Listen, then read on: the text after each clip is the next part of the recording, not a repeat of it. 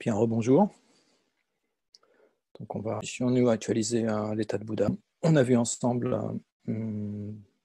la première des natures profondes de la forme. On a vu que la forme était vide d'existence inhérente.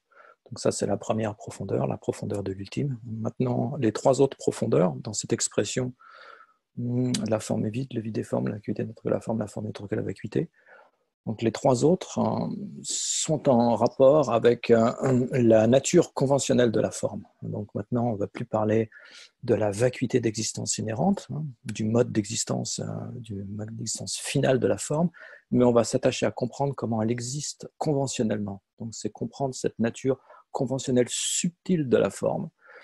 Et c'est pas facile. Enfin, c'est plus délicat. C'est plus délicat. Bon, pour bien vraiment comprendre cette nature conventionnelle subtile de la forme, il faut avoir auparavant une idée de ce qu'est la vacuité d'existence inhérente. Mais on va quand même essayer. Alors donc, qu'est-ce que nous indique donc cette expression la vacuité est forme? Ça renvoie au concept, à l'idée que la forme est une manifestation de la vacuité.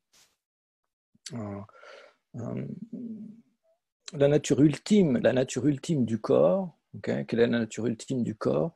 C'est la vacuité d'existence inhérente du corps. C'est la vacuité d'existence inhérente du corps. Quand on sait, qu'est-ce que ça implique? Ça implique que quand on recherche le corps, on ne peut pas le trouver.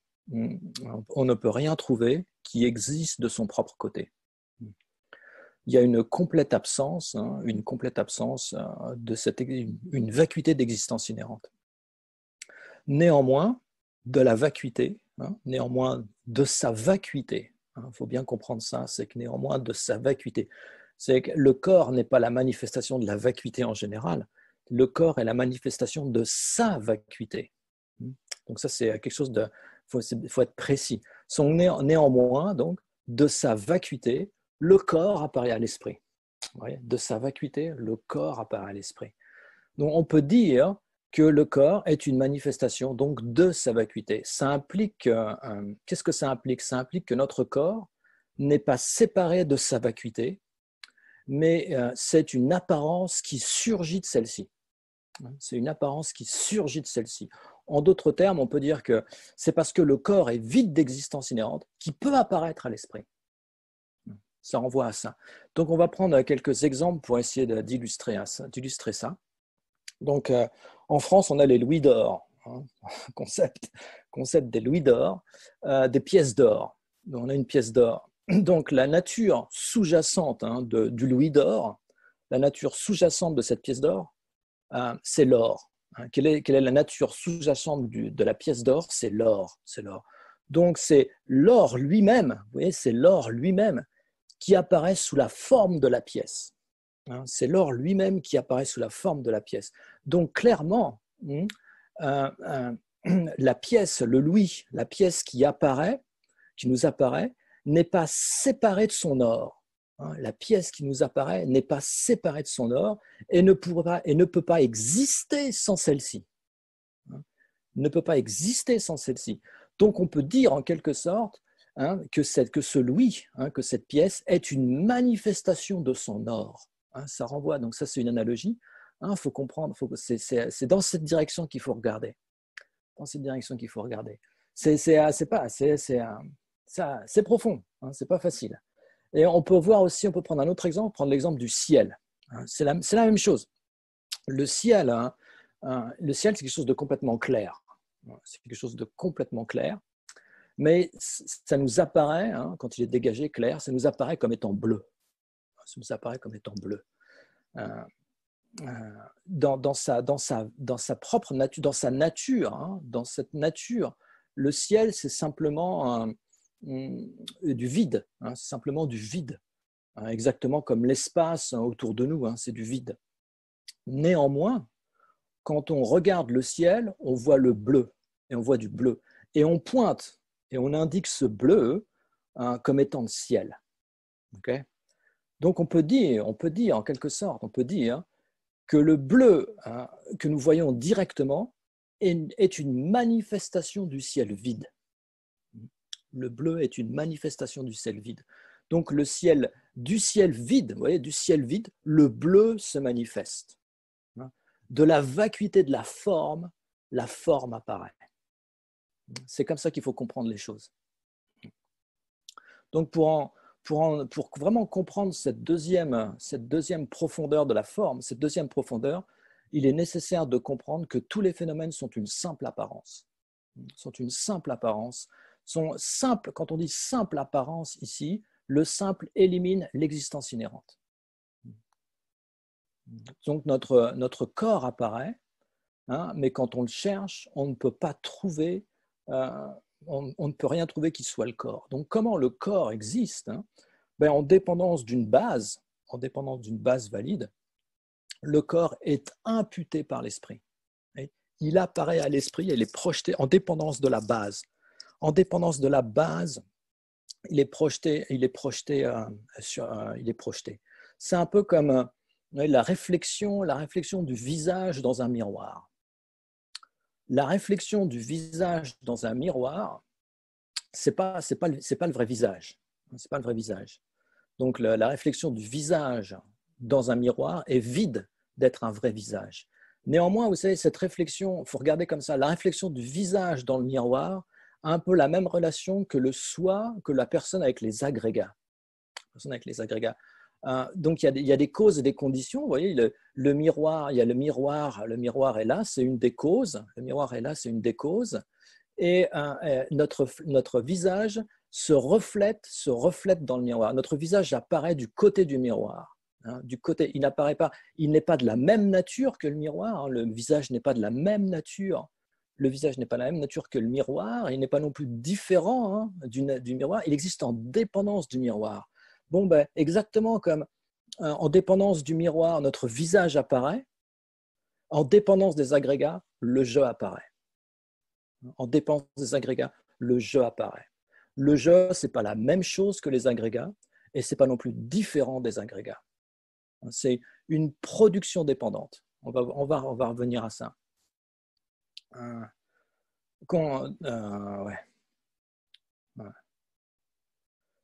Donc là, quand on a une base valide, pour imputer le corps,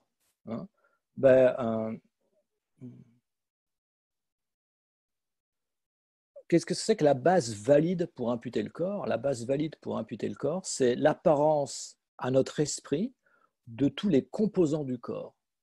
C'est l'apparence à notre esprit de tous les composants du corps. Et sur cette base, donc on a cette manifestation complexe de différentes apparences à la conscience, puisqu'on a la silhouette, on a la couleur, on a le son, on a les odeurs, on a toutes les différentes parties et ce qui est dérivé et ce qui en dérive. Donc quand cette manifestation complexe d'apparence se manifeste à la conscience, le corps est étiqueté, le corps est étiqueté, vous voyez, on rajoute, le corps est étiqueté sur cette base. Mais si on cherche le corps, on ne le trouve pas. On ne peut rien trouver du côté de la base qui corresponde au nom ou au concept. Quand on dit nom, en fait, il faut comprendre concept, au concept du corps. Donc le corps n'existe que comme une simple apparence à l'esprit. Il s'élève, le corps s'élève à l'esprit en dépendance de la base d'observation, qui est une base valide. Pourquoi tout ça, pourquoi ces différentes composantes sont une base valide? Tout simplement parce qu'ils sont capables de remplir la fonction de corps, de fonctionner, ça fonctionne comme un corps. Donc on peut dire que notre esprit, que le corps est une simple apparence, un peu comme un arc-en-ciel. C'est un peu comme un arc-en-ciel, quand il y a certaines circonstances, certaines causes et conditions qui sont réunies, il y a un arc-en-ciel qui apparaît dans le ciel, mais l'observateur, l'arc-en-ciel lui apparaît comme ayant une certaine localisation dans l'espace, une certaine distance. Il est à une certaine distance, il peut être localisé, il a une certaine forme, une certaine dimension, une certaine caractéristique, une silhouette. Mais quand on se déplace vers ce lieu où semble naître l'arc-en-ciel, on ne trouve aucune trace. On n'en trouve aucune trace. C'est un peu comme ça. Un peu comme ça. Donc le simple nom, c'est un autre aspect de la nature subtile conventionnelle de la forme. Être simple, le simple nom. Simple, je vous rappelle que simple dans ce contexte élimine l'existence inhérente. Donc ça ne veut pas dire, ça ne veut absolument pas dire ce qu'il ne faut pas comprendre. C'est que ça ne veut pas dire que le nom du phénomène, c'est le phénomène lui-même. C'est évident, c'est pas ça. Le nom, c'est un son.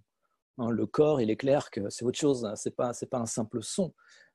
Donc c'est ce qu'il faut comprendre par corps. Donc c'est un concept. C'est la construction qui permet de saisir l'ensemble. C'est un phénomène à part entière qui accomplit des fonctions.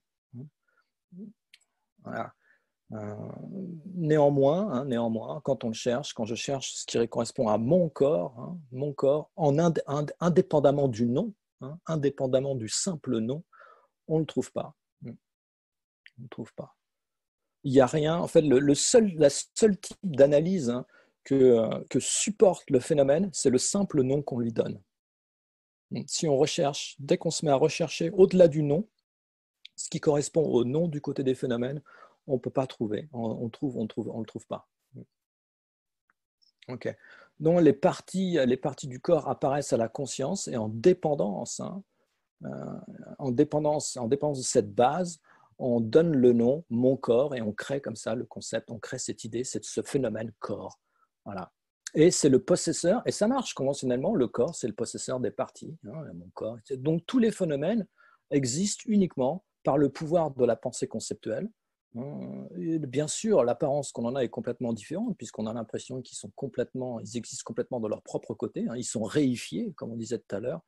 Ils ont une existence objective, on n'est pas capable de faire la distinction entre l'objet imputé et la base d'imputation. Donc pour nous, la base d'imputation, c'est le phénomène. Donc là, il faut commencer à démonter, à voir l'aberration de cette position qui est innée, c'est spontané, inné, c'est non analytique. Il faut essayer de comprendre l'aberration, l'erreur qui réside en concevoir, en construisant la base d'imputation comme étant le phénomène lui-même. Donc, par exemple, qu'est-ce que c'est que le simple nom, pour en revenir à cette idée du simple nom, ou le simple concept, si par exemple on a au centre, vous avez un centre, vous avez un directeur, si on désigne quelqu'un de directeur, si on désigne un nouveau directeur, alors une personne X, par exemple, je sais pas moi, une personne s'appelle Régis, va être désigné directeur. Donc maintenant, à partir de maintenant, ce sera Régis qui sera le directeur. Donc le Régis d'hier, c'est pas le directeur, mais le Régis d'aujourd'hui, c'est le directeur. Donc de son propre côté, il n'y a aucun changement. De son propre côté, il n'y a absolument aucun changement. Le Régis, le directeur, Régis, c'est le directeur simplement parce qu'on lui a donné le nom. On a appliqué le concept sur la base. C'est l'application du concept sur la base. Si on recherche quelque chose du côté de Régis qui correspond au directeur, on verra qu'il n'y a rien, on ne peut pas trouver un directeur intrinsèquement existant. Le directeur existe par convention. C'est une convention. On a appliqué le concept sur une base, on a accepté cette base comme étant valide, elle est capable de prendre la fonction de directeur. Donc à partir de maintenant, quand on voit Régis, on voit le directeur. Et on a l'impression que le directeur est de son propre côté. Ça s'impose à nous. On ne voit plus que c'est nous qui avons appliqué le concept. Non, Régis semble être intrinsèquement le directeur. Bon, tous les phénomènes, si on cherche le corps de Régis, ce n'est pas le directeur, l'esprit de Régis, ce n'est pas le directeur. Donc, néanmoins, le directeur existe. Il est simplement imputé sur une base valide. Donc là, c'est peut-être un petit peu plus évident avec des choses comme ça, mais ce qu'il faut bien comprendre, que le processus est le même pour absolument tous les phénomènes sans exception. Tous les phénomènes sans exception. Ils ne passent pas, leur niveau d'existence ne va pas au-delà du nom donné. L'application du concept sur la base. Donc, ce avec quoi on rentre en contact, c'est avec le concept que l'on a projeté. C'est avec l'idée qu'on a du phénomène, l'idée du phénomène. Donc, il est important de comprendre que la forme, hein, etc., qui nous apparaît, hein, est une manifestation, tous les phénomènes sont manifestations de leur vacuité, hein, et du simple nom, hein, ouais. Le problème, c'est que ça nous apparaît, voilà, le problème, c'est qu'aux consciences ordinaires, hein, nos consciences ordinaires, ça apparaît comme étant véritablement existant, hein, véritablement existant. Donc, bien sûr, le fait qu'on donne le simple nom aux choses, ça n'enraye en rien leur capacité de fonctionner dans la vie de tous les jours, puisque tout, dès l'instant où on se contente du nom, hein, on se contente de l'existence des phénomènes qui est simplement au niveau conventionnel, tout fonctionne, il n'y a aucun problème. Les problèmes arrivent, hein, la perplexité naît quand on commence à rechercher effectivement qu'est-ce qui correspond au nom, s'il y a effectivement, si le mode d'existence et le mode d'apparence sont effectivement en harmonie ou sont en contradiction.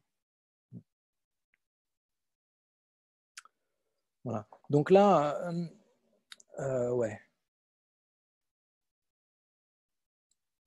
Donc les phénomènes, voilà, c'est ça, les phénomènes sont vides d'existence inhérente, mais ils accomplissent leur fonction, hein, il n'y a pas de contradiction. Et là, ça nous renvoie aux trois principaux aspects de la voix, hein, de la Tsongkhapa. Donc je vais prendre un peu le texte. Il y a deux, trois petites choses que je voudrais regarder avec vous. Donc si on regarde la strophe numéro 10, vous n'avez pas le texte, mais c'est normal. Lama Tsongkhapa dit, si vous avez perçu, qui a perçu l'infaillibilité de la causalité de tous les phénomènes de l'existence cyclique et du nirvana et détruit toute saisie d'une existence réelle, réside en la voie qui réjouit les Bouddhas. Donc, qu'est-ce que Lama Tsongkhapa nous explique? Il nous explique que à partir de quand on commence à creuser, à sonder le mode d'existence finale, le mode de subsistance des phénomènes, on commence à comprendre la non-existence de ce qu'on appelle l'objet référent de la conception du soi. Il y a la conception d'existence inhérente, la non-existence de cet objet conçu du côté de la base. Voilà. Donc, de cette manière, on réalise l'absence d'existence inhérente. Et ayant réalisé cette absence d'existence inhérente, on doit rester capable, de présenter sans erreur l'infaillibilité de la loi de cause à effet de tous les phénomènes. C'est-à-dire que de tous les phénomènes qui sont inclus dans l'existence cyclique ou dans le nirvana. Tout dépend de causes et de conditions, et bien que les phénomènes soient simplement imputés par l'esprit, néanmoins, tout fonctionne parfaitement. Donc au début c'est extrêmement difficile de comprendre ça, puisque quand on commence simplement à réaliser l'absence d'existence cyclique par le type de raisonnement qu'on a présenté, on est confronté à un vide, à une absence d'existence inhérente, et quand on rouvre les yeux, tous les phénomènes hurlent à nos consciences sensorielles qu'ils existent de leur propre côté. Donc ces deux choses-là nous semblent complètement contradictoires. Et on n'arrive pas, hein, au début, on n'arrive pas à associer ces deux choses-là, à associer l'apparence avec le manque d'existence inhérente. Donc ça, c'est parce qu'on n'a pas réalisé la vie du milieu, la voie du milieu. On vient simplement de commencer à comprendre, hein, de constater le caractère faux des phénomènes, hein, puisqu'ils sont dépourvus d'existence inhérente, bien qu'ils démontrent, enfin bien qu'ils apparaissent comme ayant une. Mais on n'arrive pas encore à réunir ces deux, c'est-à-dire l'aspect conventionnel des choses, l'apparence, la fonctionnalité, hein, et l'absence d'existence inhérente. Donc il faut continuer à creuser, à analyser. Hein. Donc on doit arriver à comprendre la vacuité, sans enrayer, hein, sans diminuer, sans déprécier notre compréhension de la loi de cause à effet, que ce soit du côté mondain que du côté supramondain. Hein. Voilà. Donc au sein de la vacuité, au sein de cette compréhension de la vacuité, il doit y avoir une non-confusion par rapport à la présentation des causes et des effets. Voilà. Donc on va continuer dans cette direction. C'est pour ça que Lama Tsongkhapa il continue et il dit dans la strophe numéro 11, qui a perçu l'infaillibilité de la causalité de tous les... Ah, ça, c'est la numéro 10, excusez-moi. La numéro 11, il continue. Et, mais aussi longtemps voilà, que la compréhension du caractère inéluctable de la production conditionnée des apparences vous apparaît comme éloignée de celle de la vacuité, libre de l'assertion d'une existence réelle, vous n'avez pas encore compris la pensée du puissant. Donc, s'il faut arriver voilà, à réunir, qu'il y ait une harmonie entre la signification de la vacuité et la signification de la production dépendante. On doit arriver à comprendre que la signification de la vacuité réside dans la signification de la production dépendante et que la signification de la production dépendante réside dans la signification de la vacuité. Voilà. Donc, qu'est-ce que je voulais dire? Donc, quand je dis production dépendante, ça correspond à l'aspect conventionnel des choses. C'est ce que la production dépendante, c'est la manifestation du phénomène. C'est comment le phénomène il vient à l'existence conventionnellement. Le phénomène, on peut distinguer 3 niveaux de production dépendance. On peut distinguer une production dépendance de cause, une relation de cause et de condition, puis une production, une dépendance par rapport aux constituants. Un phénomène, il ne prend son entité qu'en dépendance de ce qu'il compose, qu'en dépendance de ses constituants.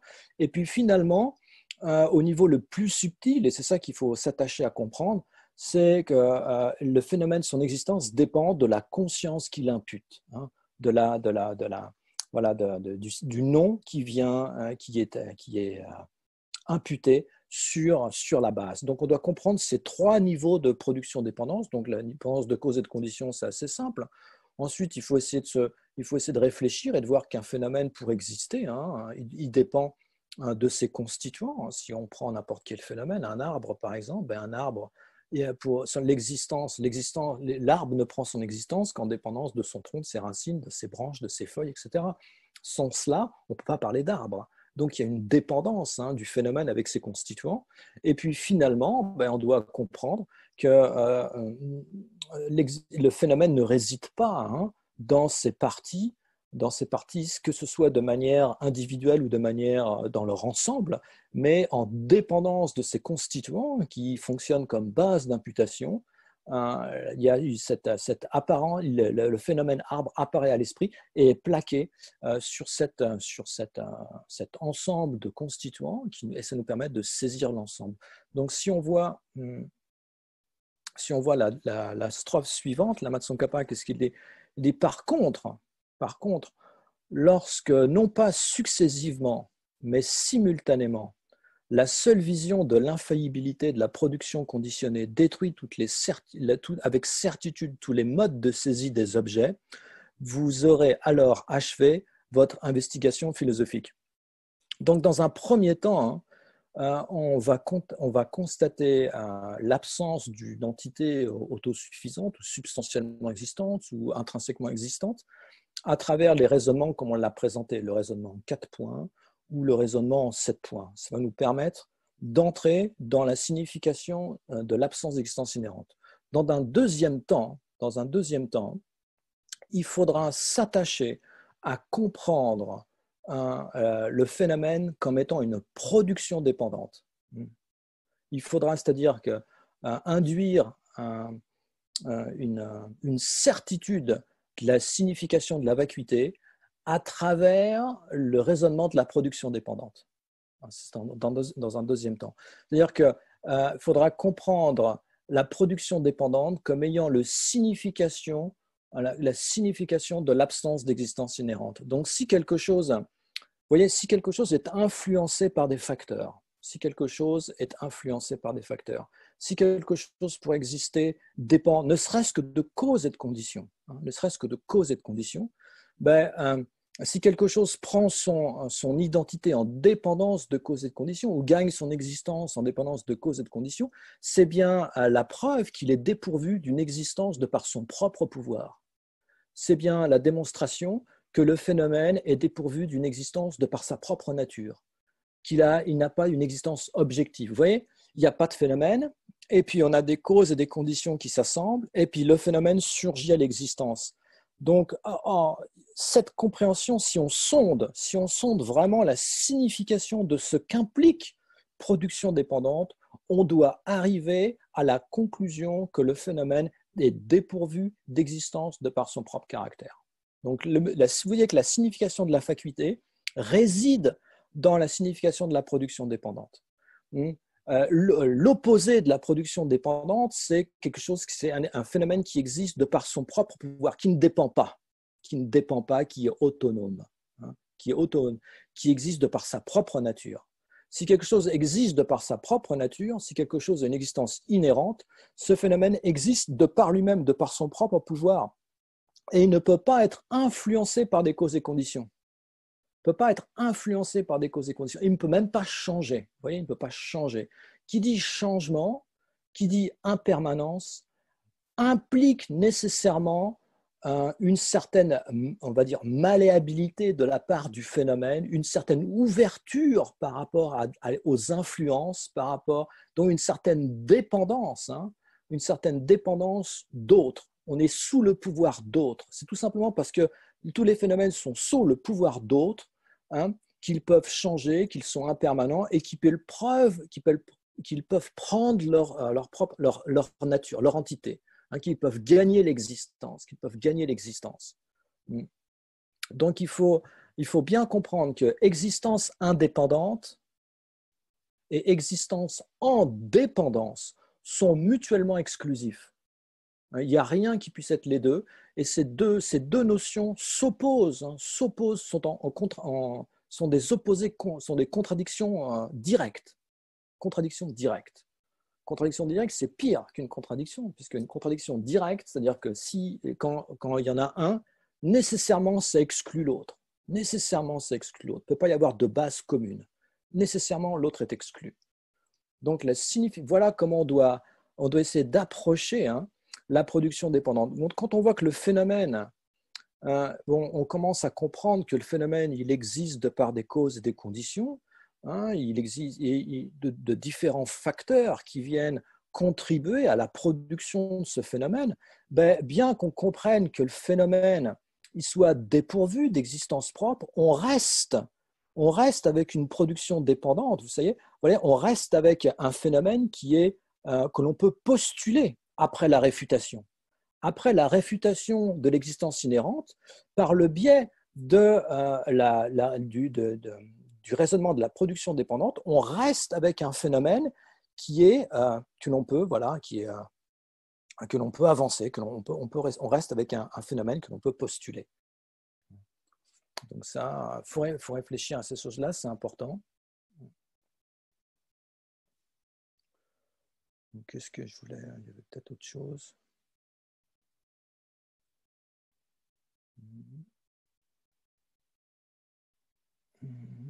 Ça, c'est vu. Donc, si on regarde la strophe suivante, là, Matsongkhapa, il va encore plus loin. Alors, vous voyez, l'avantage de le raisonnement de la production dépendante, qui est considéré comme étant le roi des raisonnements, on l'appelle le roi des raisonnements, c'est que tous les phénomènes sont par la suite, tous nos raisonnements finissent par être vérifiés par le raisonnement de la production dépendante. Que ce soit le raisonnement en 4 points, les 4 extrêmes de production, le raisonnement en 7 points, tout ça, à la fin, on doit toujours tout vérifier par le raisonnement de la production dépendante. Et c'est aussi le roi des raisonnements. Pourquoi? Parce que simultanément, on est capable de réfuter les deux extrêmes. Quels sont les deux extrêmes? Les deux extrêmes sont l'extrême d'existence, la réification, l'existence de par sa propre nature, ça c'est un extrême, nous on est dedans. Et il y a aussi un autre extrême, c'est l'extrême de non-existence. C'est-à-dire que, vu que ce serait par exemple de penser de manière erronée, que vu que les phénomènes sont dépourvus d'une nature propre, les phénomènes n'existent pas. Et que voilà, les phénomènes n'existent pas, la loi de cause à effet n'existe pas, tout ça. Là, on tomberait dans le nihilisme. Ce serait tomber dans le nihilisme. Ce serait dire, vu qu'il n'y a pas d'existence inhérente, il n'y a pas d'existence. Il n'y a pas d'existence. Voilà. Donc, le raisonnement de la production dépendante est un raisonnement qui simultanément évite les deux extrêmes. Ouais. Vu que le phénomène, vu que la signification de production dépendante implique une absence d'existence autonome, une absence d'existence de par sa propre nature, une absence d'existence de par la propre caractéristique. Voilà. Donc là, on a la signification de l'absence d'existence inhérente, et ça nous évite de tomber dans l'extrême de réification. Néanmoins, on reste avec un phénomène qui conventionnellement existe, il y a une apparence, il y a l'apparence manifeste de la production dépendante, le phénomène lui-même, qui reste un phénomène qui dépend, il est séparé donc du concept, il devient isolé du concept d'existence inhérente et il reste un phénomène postulable qui existe en dépendance, et de cette manière, on évite l'extrême de non-existence. L'extrême de non-existence. Donc normalement, ça c'est reconnu par la majorité des écoles, voilà, c'est que l'apparence réfute la non-existence, et l'absence d'existence inhérente réfute l'extrême d'existence. Donc d'un côté, l'apparence réfute l'extrême d'existence, et l'apparence réfute l'extrême de non-existence, et la vacuité réfute l'extrême d'existence. Mais la Tsongkhapa, il va plus loin. Donc là, accrochez-vous à vos écouteurs, puisqu'il dit en outre, la compréhension des apparences dissipe l'extrême d'existence. Donc là, c'est carrément l'opposé. La compréhension des apparences dissipe l'extrême d'existence, et celle de la vacuité l'extrême de non-existence. Lorsque vous comprenez que la vacuité apparaît comme cause et effet, les vues extrêmes ne pourront plus vous égarer. Donc là, ça présente vraiment la culmination de la compréhension de la voie du milieu. Donc là, on ne se trouve plus dans un contexte, notre compréhension est tellement enrichie, alors ça c'est une explication non commune, vraiment non commune du système Madhyamika Prasangika, où on n'est plus dans un contexte où l'apparence nous évite de tomber dans l'extrême de non-existence, et la vacuité dans l'extrême d'existence. Là, en fait, l'apparence nous évite de tomber dans l'extrême d'existence et la vacuité dans l'extrême de non-existence. Donc, il faut comprendre ça, et il faut arriver à envisager les choses de cette manière. Donc ça, c'est une vue non commune, où voilà, je vous la refais, suivant l'apparence, le mode de l'apparence, par le mode de l'apparence, l'extrême d'existence est évité, et par le mode de la vacuité, l'extrême de non-existence est évité. Donc ça dérive du point essentiel, du point capital, que la signification de la production dépendante réside dans la signification de la vacuité, et que la signification de la vacuité réside dans la signification de la production dépendante. Donc ça, c'est vraiment un point important. Donc, au sein, vous voyez, au sein de la sphère de la vacuité, les causes au sein de la sphère de la vacuité, donc de la négation d'existence inhérente, cause et effet apparaît en dépendance de la vacuité, dans le sens où la production dépendante est possible parce qu'il y a vacuité. Une production dépendante est possible parce qu'il y a vacuité. C'est comme si la production dépendante de cause et d'effet apparaît depuis ou est produit par la vacuité, est produit depuis la vacuité. Donc, en dépendance de la vacuité, on peut comprendre qu'il y a une possibilité de la production dépendante. Donc, de cette manière-là, on évite les deux extrêmes d'une manière non commune. C'est vraiment une manière non commune. Donc, ce n'est pas simple, ça demande un peu de réflexion. Donc, j'avais une idée, résumer ça quelque part. Voilà. Donc, avec la première profondeur, si on repasse à la première profondeur… Est-ce que je peux poser une question? Attends, laissez-moi finir ce passage-là et après on revient. Donc, avec la première profondeur, on a dit que la forme est vide. La forme est vide. Donc là, on voit comment les phénomènes, c'est le résultat d'un processus. Il n'a pas de nature ultime. Il n'a pas de nature indépendante. Voilà. Quand on analyse la signification de la forme est vide, il faut bien comprendre que la forme n'a pas de nature indépendante.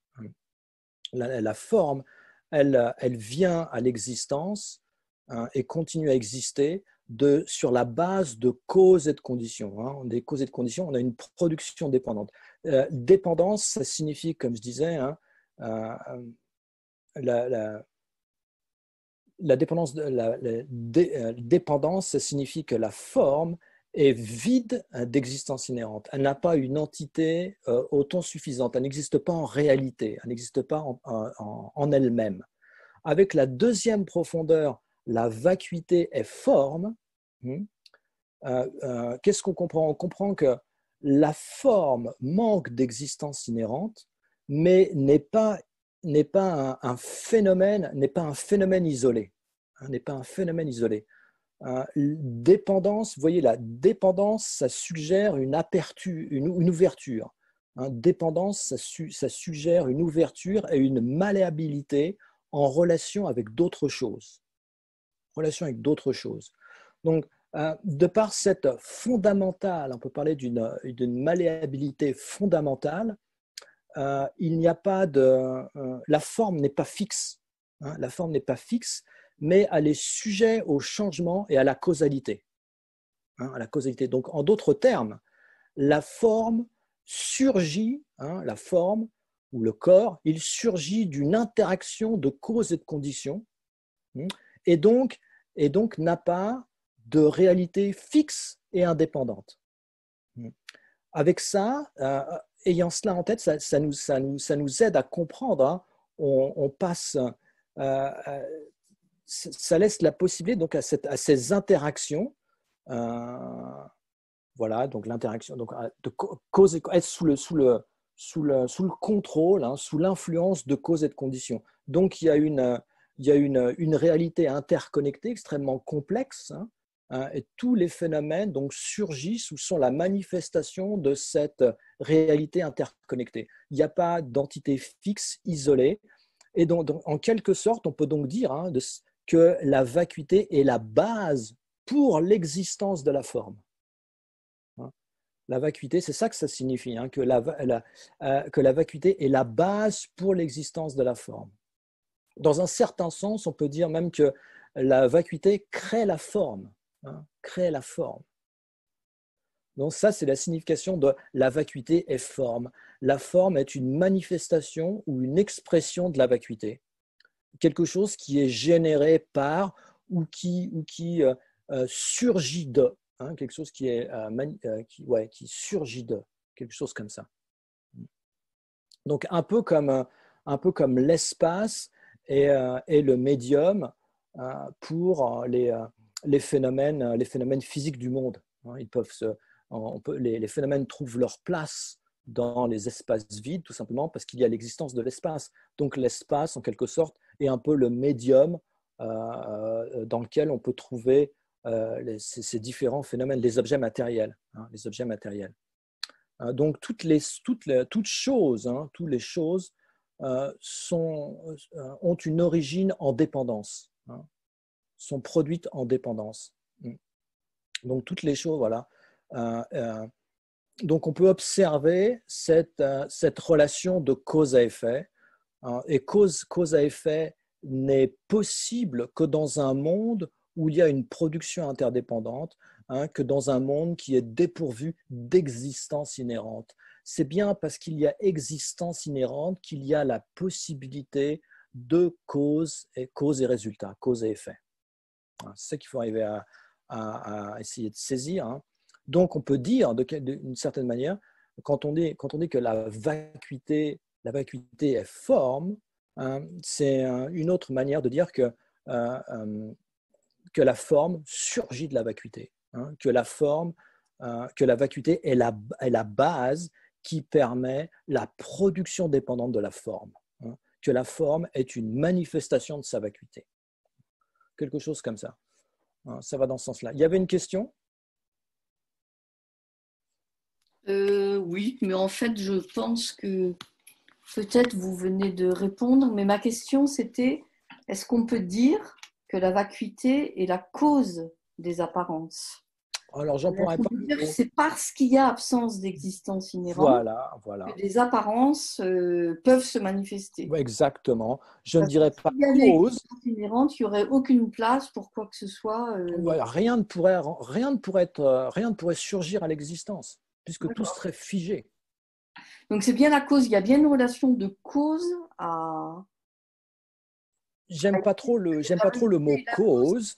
J'aime pas trop, bien que l'idée est juste, mais c'est un problème un peu de vocabulaire. Parce que si on dit cause, alors si on dit cause, on va rentrer dans un processus automatique d'impermanence. Parce que à ce moment-là, on va dire que la vacuité produit le phénomène, mais ce n'est pas ça. C'est que la vacuité est là comme condition, comme matrice en quelque sorte, hein, comme matrice. Mais ce n'est pas une cause au sens propre du terme, puisque si c'est une cause, c'est aussi un résultat.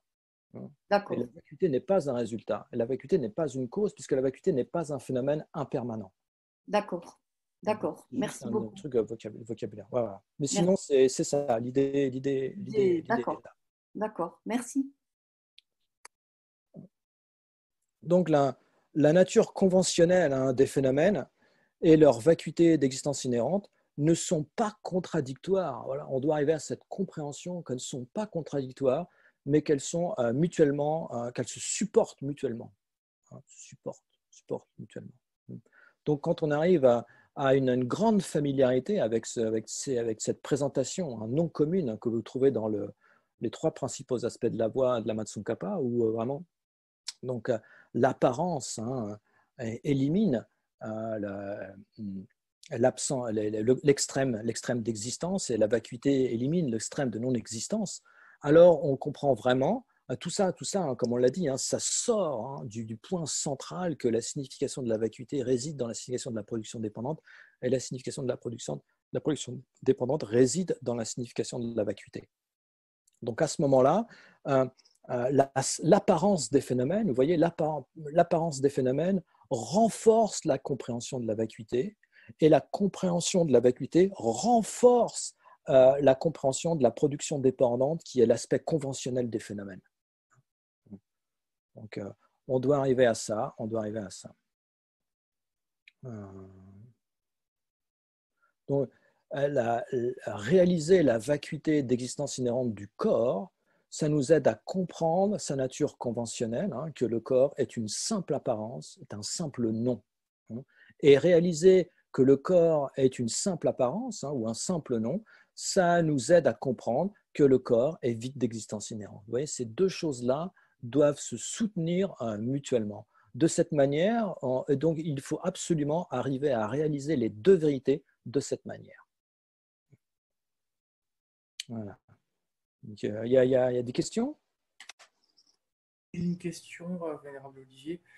En fait, je me demandais, du coup, les apparences se manifestent en quelque sorte depuis, parce qu'il y a la vacuité, disons, en dépendance, mais elles ne se manifestent pas n'importe comment non plus, Exact.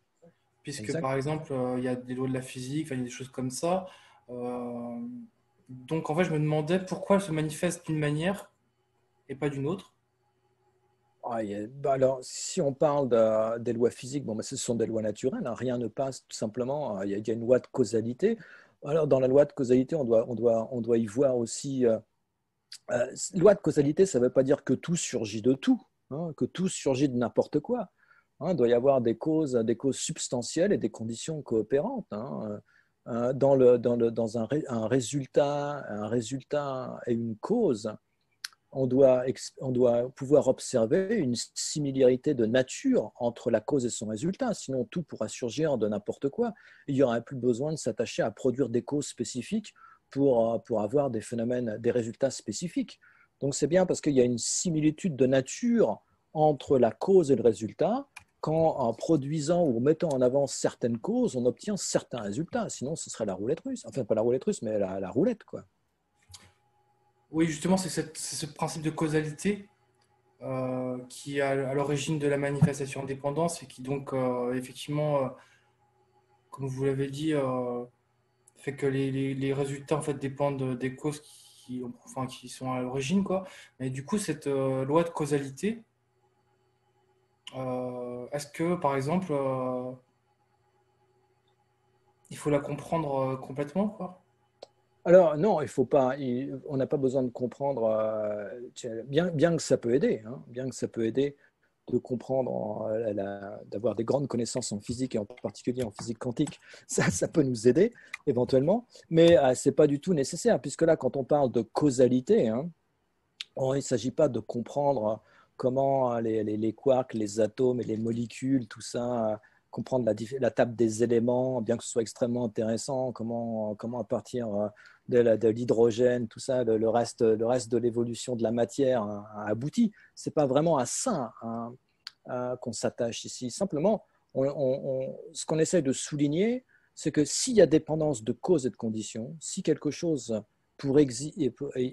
si quelque chose est un résultat, si un phénomène est un résultat, est produit, hein, produit, ça implique une dépendance de causes et de conditions.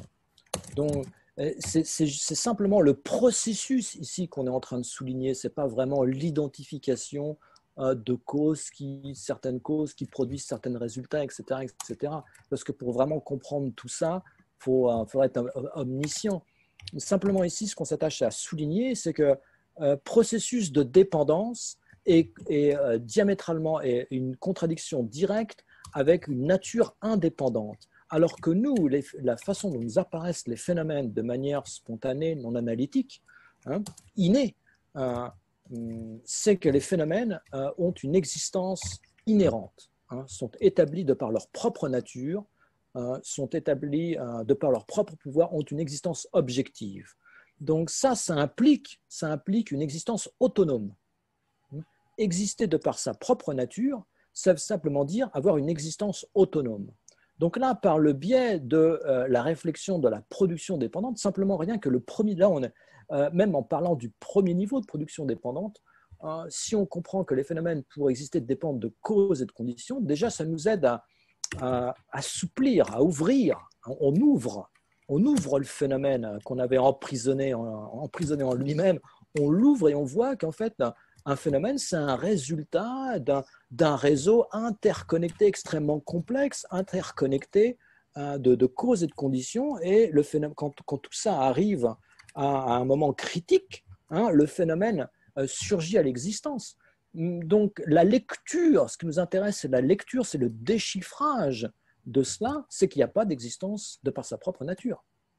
Puisqu'un phénomène dépend de causes et de conditions, hein, il dépend d'autres pour exister, il est sous le pouvoir d'autres, ben ça implique qu'il n'a pas une existence propre. Donc on réfute de cette manière, de par le résultat de la production dépendante, on réfute l'existence autonome, c'est-à-dire l'existence de par ses propres caractéristiques, son propre pouvoir, sa propre nature. C'est ça qui est réfuté par la lecture de la production dépendante. Ok? Ça va mieux? D'accord, merci. Hein, il y a d'autres choses? Est-ce que D'autres je peux questions? poser une question? Oui, Alors, si j'ai bien compris, la vacuité est la nature ultime des phénomènes, exactement. mais elle n'existe pas en dehors des phénomènes, elle n'existe pas par elle-même. La vacuité et le phénomène vont ensemble, il n'y a pas de vacuité en dehors du phénomène. Exactement. Exactement. C'est-à-dire que même la vacuité, vous voyez, même la vacuité est vide d'existence inhérente. Voilà, puisque c'est quelque chose, un phénomène qui dépend. Il dépend de quoi? Ben, il dépend déjà d'une base. Il dépend d'une base pour être réalisé. Donc oui, même la vacuité n'a pas d'existence inhérente. Sinon, il y aura une existence absolue, il y aura un absolu. Donc, il ne faut pas voir la vacuité comme étant une espèce de soupe cosmique de laquelle les phénomènes surgissent. Hein. Ce n'est pas ça qu'il faut comprendre. C'est pas ça.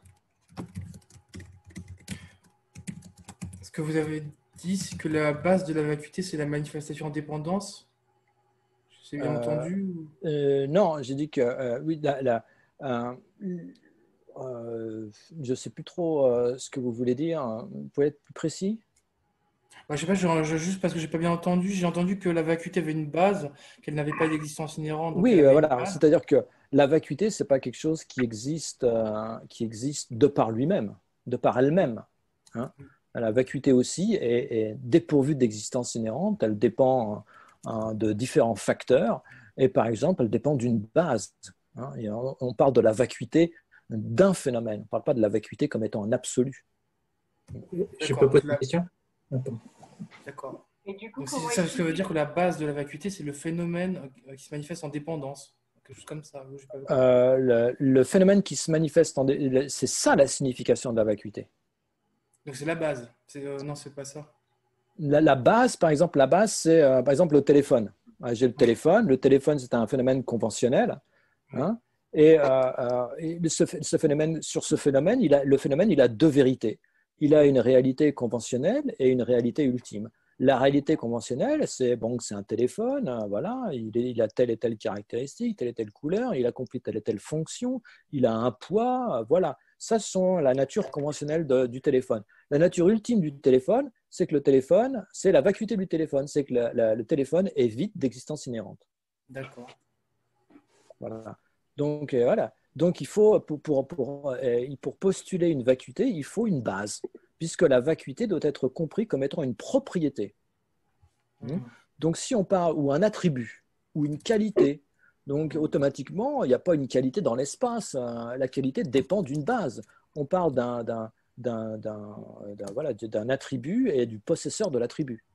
Donc là, D'accord. dans ce contexte-là, le téléphone, c'est la base de l'attribut, et l'attribut, c'est la vacuité. C'est-à-dire que la vacuité est réalisée sur la base du téléphone. Le téléphone a une nature ultime qui est sa propre vacuité d'existence inhérente. OK? D'accord. D'accord, merci. Je peux poser une question? Ah oui, oui, oui. Oui. Oui, mais là maintenant, je ne comprends pas en quoi ce n'est pas le serpent qui se mord la queue. Il va falloir m'expliquer ça. Puisque les phénomènes n'existent que par ce qu'ils ont une base euh, vacuité. La vacuité est en dépendance des phénomènes et donc dépend sa base d'une vacuité est le phénomène dont elle dépend. Vous pouvez me refaire ça? Vous m'avez perdu. Ce que j'ai cru comprendre, je suis un peu paumée. Ouais, ça, c'est normal. Moi aussi, je suis un peu paumé. Mais je n'ai pas bien compris votre doute. Euh, euh, la, les phénomènes n'existent pas de nature propre, ils existent en dépendance à une, on dit plus la vacuité, là, on dit maintenant une vacuité, qui est la vacuité de tel ou tel phénomène. Et de même, j'ai cru comprendre que la vacuité de tel ou tel phénomène dépend du phénomène dont elle est la vacuité. Voilà, oui, oui. Eh ben, pour moi, ça fait un petit peu, on tourne en rond. Non, pas vraiment, non. Alors, il y a deux choses. Hein. Déjà, alors, quand on dit que le phénomène, quand on parle de production dépendante, on dit que le phénomène dépend de la vacuité. C'est pas trop comme ça qu'on présente les choses. Hein. Quand on parle de production dépendante, hein, ce qu'il faut essayer de comprendre, c'est que la signification de la vacuité réside dans la signification de la production dépendante. C'est pas que la vacuité dépend du phénomène. C'est pas que la vacuité, le phénomène dépend de la vacuité. C'est pas trop ça. Hein. Quelque part, ça renvoie à ça, mais c'est pas ça vraiment qu'on essaie d'illustrer. Quand on parle de production dépendante, il faut saisir trois niveaux. Cause et condition. Donc ça, c'est valable. On va prendre les phénomènes impermanents, ça va nous simplifier l'existence pour l'instant. Donc un phénomène impermanent, il dépend de causes et de conditions. C'est le premier niveau d'interdépendance. Ensuite, il va dépendre des parties qui le constituent. Un phénomène ne peut gagner son existence qu'en fonction de ses parties. Et troisièmement, il va dépendre d'une conscience qui va appliquer l'étiquette, le nom. Donc c'est ça la production dépendante. Le vrai signification de la production dépendante subtile, c'est le troisième. C'est le troisième. Bon, maintenant, en général, pour quelqu'un qui est habile ou qui a réfléchi un petit peu, il va pouvoir comprendre aussi l'absence d'existence inhérente, déjà dès le premier niveau de production interdépendante. Si quelque chose dépend de causes et de conditions, c'est déjà la preuve. C'est déjà quelle est la signification de ça? C'est que la signification, le sens de cela, c'est que le phénomène n'a pas d'existence inhérente. Donc ça, c'est une chose. Ça, c'est une chose. Après, on a expliqué aussi que même la vacuité, c'était un phénomène qui était dépourvu d'existence inhérente. La vacuité n'est pas un phénomène qui a une existence inhérente, qui a une existence intrinsèque. Et on a donné comme preuve que la vacuité, pour exister, elle va dépendre d'une base, puisqu'on parle de la vacuité d'un phénomène en particulier. Donc c'est dans ce sens-là qu'il faut comprendre les choses. Donc il ne faut pas faire l'amalgame des deux. Pas faire l'amalgame des deux. Donc là, c'était simplement deux contextes différents. Dans un premier contexte, on va dire que les phénomènes sont une production dépendante, et qui dit production en dépendance implique une absence d'existence indépendante. Voilà. Et là, on a une signification de la vacuité. Et ensuite, ce qui pourrait surgir comme doute, et c'est un doute extrêmement valable, c'est mais alors, est-ce que la vacuité, étant l'existence finale des choses, le mode d'existence finale des choses, la vacuité n'a-t-elle pas une existence de par son propre pouvoir, de par son propre pouvoir? Et on va dire non, puisque la vacuité aussi dépend. Elle dépend de quoi? Elle dépend d'un phénomène pour être réalisée. Et on a fait aussi un troisième passage, on a dit aussi une troisième chose, on a dit que la vacuité, l'absence, la vacuité qui a pour sens la production dépendante. Production dépendante, ça implique donc qu'il n'y a pas d'existence fixe, stable, fixe, mais qu'il y a que les phénomènes, qu'il y a une ouverture, une malléabilité, puisqu'il y a interconnexion complexe de réseaux, de causes et de conditions. Donc là, on a une malléabilité. Donc là, on a notre vacuité d'existence de par sa propre nature. Et on va dire que ça, c'est en quelque sorte une condition pour l'existence des choses. Donc ça, c'est un troisième discours. Bon, tout ça, c'est très connecté, mais il faut faire attention à ne pas mélanger les discussions dans les contextes, les conclusions des contextes. Ouais. Ça peut prendre du temps. Mais il n'y a qu'en se posant ce genre de questions qu'on peut avancer. Donc, il y a pas, en ce qui concerne ce genre de discours, ce genre d'argument, il n'y a pas de questions inutiles, il n'y a pas de questions bêtes, il n'y a pas de...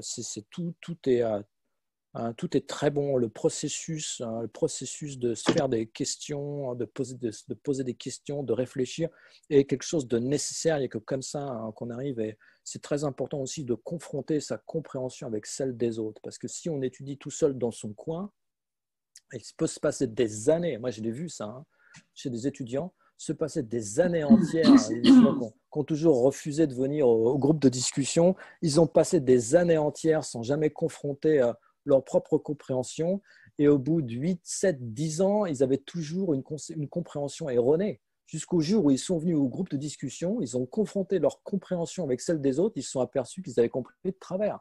Donc ça, c'est le danger quand on étudie tout seul.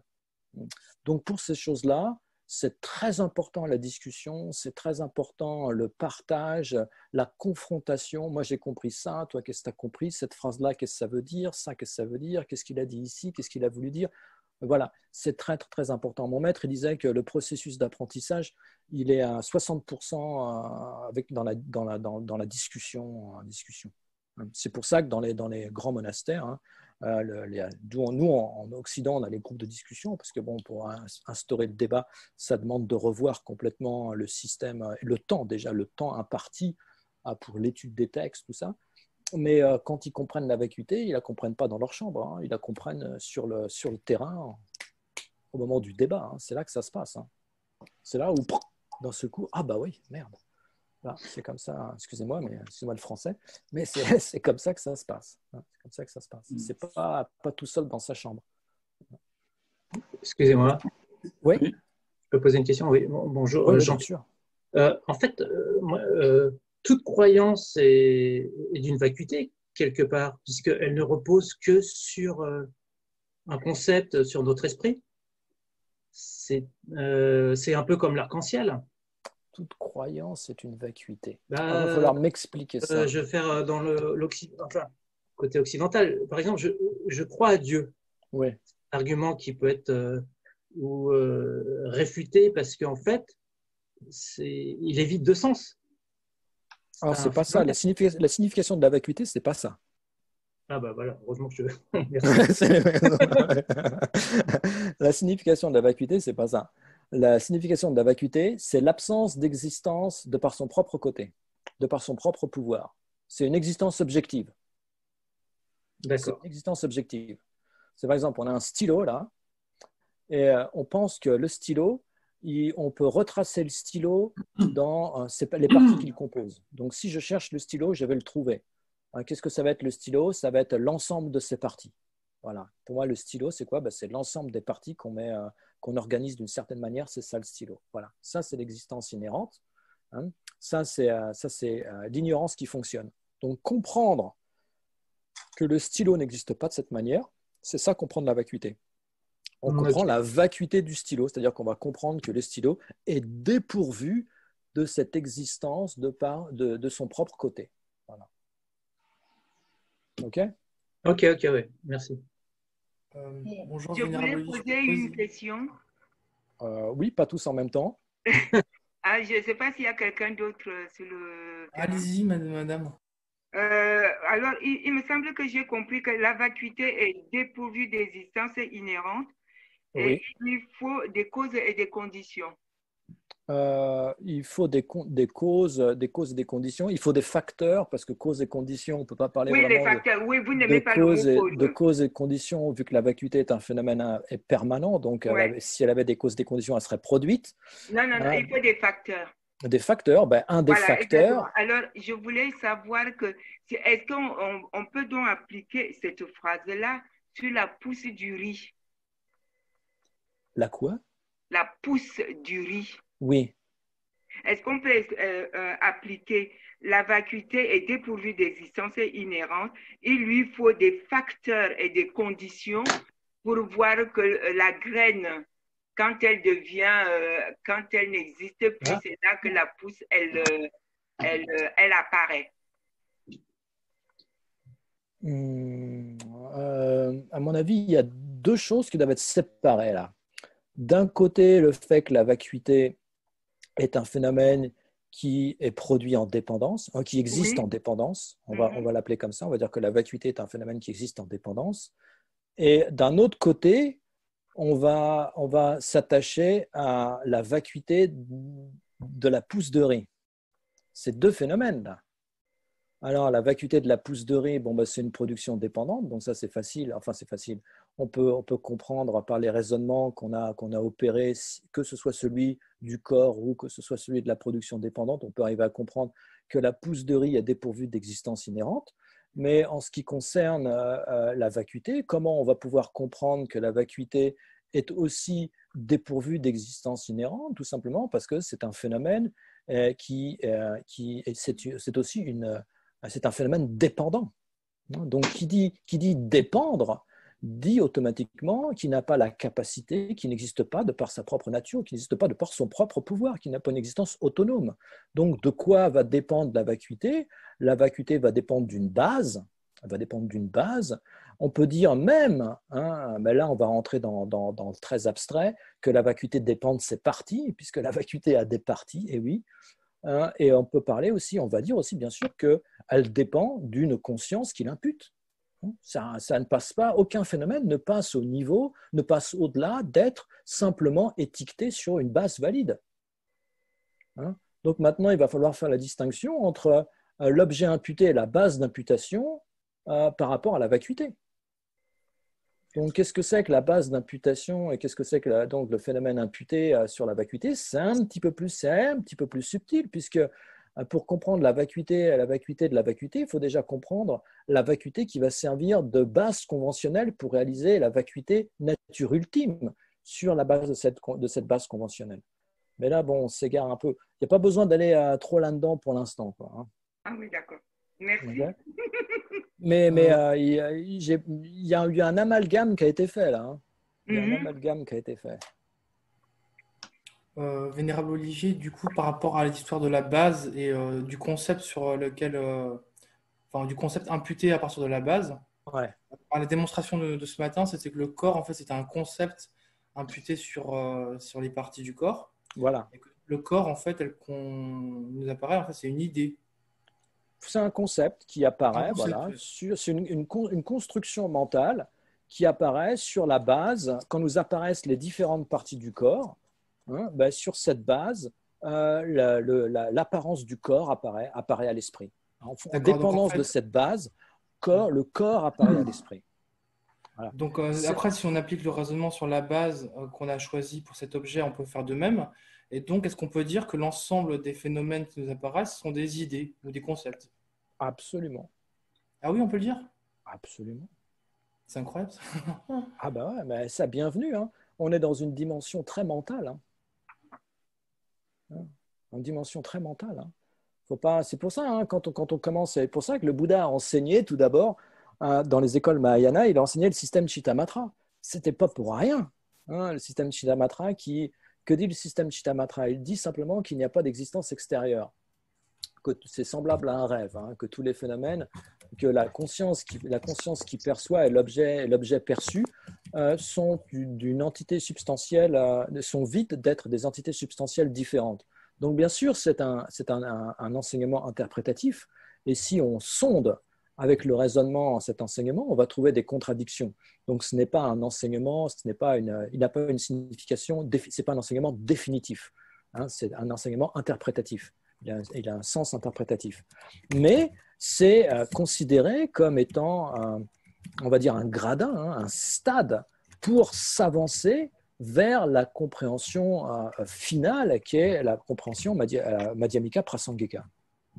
Donc, il est, au début, il est intéressant, et pour certaines personnes, hein, parce que ces enseignements interprétatifs ont été donnés dans un contexte particulier, pour des gens particuliers qui pouvaient bénéficier de ce type d'enseignement, mais se mettre dans les chaussures, on va dire, d'un Chittamatra, ça peut être extrêmement bénéfique, et ça peut aider effectivement à commencer à relâcher cette réification qu'on a par rapport à nous-mêmes et à tout ce qui nous entoure.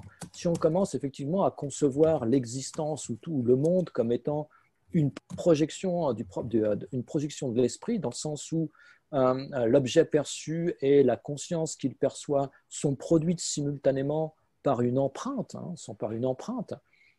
Donc on n'a plus l'objet n'est plus la cause de la perception, donc l'objet n'existe pas extérieurement en tant que cause de la perception, mais il est dépourvu, il est vide d'être d'une entité substantielle différente de la conscience. Donc ça peut beaucoup aider, et c'était ça le but, à relâcher l'attachement et l'aversion, en particulier l'attachement. Si on se rend compte que tous les phénomènes vers lesquels on est attaché et derrière lesquels on court toute notre existence, c'est simplement une empreinte sur notre esprit, ben ça va nous aider à dire effectivement, tant que je cours derrière cette empreinte-là, je la reproduis à nouveau et j'ai toujours le même type d'apparence et je continue à circuler. Donc il n'y a pas de véritable objet extérieur, hein, c'est ça, il n'y a pas de véritable objet extérieur, c'est comme dans un rêve. Hein. C'est comme dans un rêve, il suffit vraiment de s'éveiller et de constater la nature illusoire, hein, illusoire de ce rêve. Donc l'enseignement de Chittamatra, donc il présente deux objets de négation. D'un côté, on a le non-soi de la personne, hein, qui est un non-soi un peu plus grossier, qui est le même niveau du non-soi que les Madhyamika Svatantrika, pas les Prasangika, et des Chittamatra, donc oui, et puis des Sotantrika et des Vaibhashika, où c'est la vacuité d'un soi autosuffisant et substantiellement existant. Donc c'est quand même subtil, hein, par rapport à notre conception des choses, mais ce n'est pas aussi subtil que l'absence d'existence inhérente. Donc de toute façon, quand on va commencer à méditer sur le non-soi, nous, c'est davantage ça qu'on va toucher au début. Donc déjà, toucher ça véritablement, hein, c'est l'impact, hein, est celui d'une bonne claque en pleine figure. On va dire, c'est quelque chose qu'on sent passer, quoi. C'est pas, on glisse pas dessus. Hein. Et ils vont présenter aussi un non-soi des phénomènes, et le non-soi des phénomènes des Chittamatra, ça va être donc qu'il n'y a pas de monde extérieur. Hein. La vacuité, pour eux, elle se situe là. Hein. L'objet perçu et la conscience qu'il perçoit sont vides, voilà, la vacuité elle est là, sont vides d'être des entités substantielles différentes. Donc pour eux, ils présentent il y a la conscience base de tout. Hein. Bon, il y a des divisions dans le Chittamatra, mais principalement, c'est ceux qui présentent la conscience base de tout qui nous intéressent. Sur cette conscience, il y a les empreintes. Et quand il y a une empreinte qui est activée, de cette empreinte, simultanément, hein, voilà, cette empreinte-là, simultanément, on va avoir l'objet perçu et la conscience qu'il perçoit. Mais ils proviennent de cette même empreinte. Donc, ils n'ont pas de substance, ils ne sont pas d'une substance différente. Donc ça, c'est le monde Chittamatra. Donc pour eux, il n'y a pas de monde extérieur, exactement comme quelqu'un qui rêve. Hein. L'apparence d'un monde extérieur, tout ça, c'est une simple apparence. Ça ne correspond pas à la réalité. Donc déjà, de penser comme ça, ça peut être très bénéfique. Alors pour certains, ça ne les aide pas. Pour d'autres, en fait, ça les aide énormément. Donc essayez, vous voyez. Et puis après, petit à petit, donc qu'est-ce que disent les Chittamatra? Ils vont dire, oui, voilà, il n'y a pas de monde extérieur. Hein. Il y a cette vacuité... il n'y a pas de monde extérieur. Les objets ne sont pas la base naturelle pour le non. C'est ça que ça implique aussi. Mais l'esprit existe véritablement. L'esprit existe véritablement. Les phénomènes aussi existent véritablement. Bien qu'il n'ait pas d'existence extérieure, ce n'est pas en contradiction avec l'existence véritable des phénomènes, puisque pour eux, existence véritable des phénomènes, ça veut dire une traçabilité analytique. Ça veut dire exister de par leur propre pouvoir. Donc les phénomènes, bien qu'ils dérivent d'une empreinte, ils existent quand même de par leur propre pouvoir. Ce n'est pas l'esprit qui conçoit les phénomènes. Hein. Donc il faut comprendre tout ça. Et puis après, on va passer au Madhyamika Svatantrika. Et là, on va commencer à se raffiner un petit peu. Donc c'est pareil, il y a deux divisions avec les Svatantrika Madhyamika. On va prendre la deuxième division qui est plus intéressante, qui maintient, comme les Chittamatra, qu'il n'y a pas d'existence extérieure des phénomènes. Ils maintiennent leur niveau de non-soi de la personne comme étant vide d'être autosuffisant et substantiellement existant, mais en plus, ils vont affirmer que les phénomènes n'existent pas véritablement. Donc l'esprit, hein, qui pour les Chittamatra existait véritablement, et les autres phénomènes impermanents, hein, qui existaient véritablement, pour eux, ils n'existent pas véritablement. Donc il faut ensuite aller essayer de comprendre qu'est-ce que c'est qui réfute dans leur vision quand ils parlent d'existence véritable. Donc l'existence véritable pour eux, que si quelque chose existait véritablement, ce serait qu'il y ait quelque chose qui existe de par son propre mode non commun de subsistance, sans la force d'apparaître une conscience non déficiente. Hein.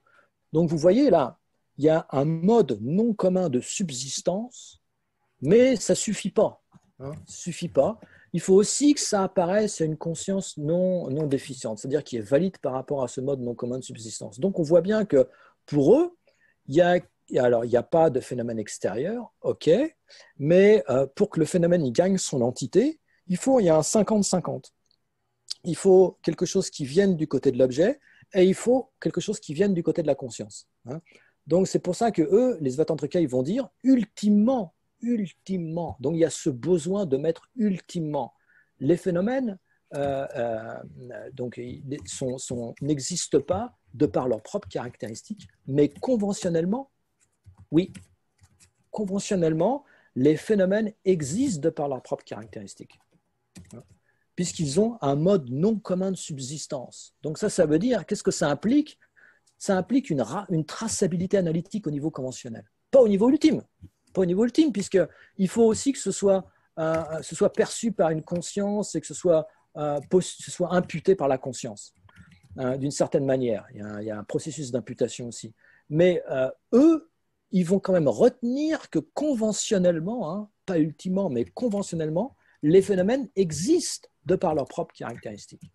Donc, il faut arriver à comprendre qu'est-ce que c'est que cette existence conventionnelle, ce mode non commun de subsistance conventionnel. Voilà, que les phénomènes, qu'est-ce que ça veut dire? Et quand on passe chez les prasangika, ça, on le balaye. Ça, c'est une fois qu'on l'a compris, ça, on le balaye. Et les prasangika, qu'est-ce qu'ils disent? Ils disent non, il n'y a absolument rien qui vient du côté de l'esprit. Rien. Excusez-moi, il n'y a rien qui vient du côté de l'objet. 100%, ça vient du côté de l'esprit. Donc, exactement comme le serpent qui est imputé sur une corde, du côté de la corde, il n'y a aucune trace, aucun atome de serpent. Tous les phénomènes sont imputés de cette manière. Quand on recherche le corps du côté de corps, on ne trouve pas un atome qui soit le corps. Quand on cherche la personne dans ses constituants, dans ses agrégats, on ne retrouve rien qui soit la personne. La personne existe à 100%, on dit simplement imputé par l'esprit. Simplement, ça enlève, ça élimine cette mode non commun de subsistance qui est postulé par les Svatantrika. Donc voilà. Donc il y a des cheminements à faire. C'est évident que c'est difficile de sauter comme ça dans le système prasangika. Mais voilà. Donc effectivement, le système Chittamatra est intéressant. Enfin, moi, je trouve assez intéressant, bien qu'il ait ses limites, puisque quand on sonde, quand on commence à sonder, on va se rendre compte qu'il y a des contradictions, des grosses contradictions. Mais ce n'est pas une vision finale, c'est une vision interprétative. C'est ce qu'on appelle un enseignement au sens interprétatif qui va servir comme gradin, comme étape, qui va nous permettre déjà de relâcher un petit peu cette saisie qu'on a de l'existence, que tout est extrêmement concret, solide, cette réification, la notion du je, du soi, déjà ce poids, avoir un je à la saisie d'existence inhérente, c'est déjà un poids, le devenir et tout, c'est terrible. Et donc relâcher un petit peu ça, et puis après, sur cette base, on continue à travailler en parallèle. Donc l'important de tout ça, on n'est pas là juste parce qu'on considère la prise de tête comme un passe-temps. C'est pas ça du tout le but. Le but, c'est que ça nous aide à pacifier notre esprit, à pacifier l'esprit. C'est ça le but. Le but final, c'est de pacifier l'esprit. Donc, il faut voir si notre compréhension de la vacuité est capable de fonctionner comme antidote. Si la vision prasangika est capable de fonctionner comme antidote, parfait. Si la vision prasangika, on ne comprend pas bien et ça ne fonctionne pas bien comme antidote, alors on essaie la vision svatantrika. Si on n'a pas la vision svatantrika, on essaie la vision Chittamatra. L'important, c'est d'avoir un antidote qui nous permette de maintenir, de pacifier les perturbations mentales. C'est ça l'intérêt. Oui, bien sûr. Alors, est-ce que la compréhension de la non-dualité, ça permet de mieux comprendre la vacuité, ou c'est tellement des choses complètement différentes et du coup, il faut que je… Ça dépend. Qu'est-ce que vous entendez par non-dualité? En fait, j'ai du mal à faire…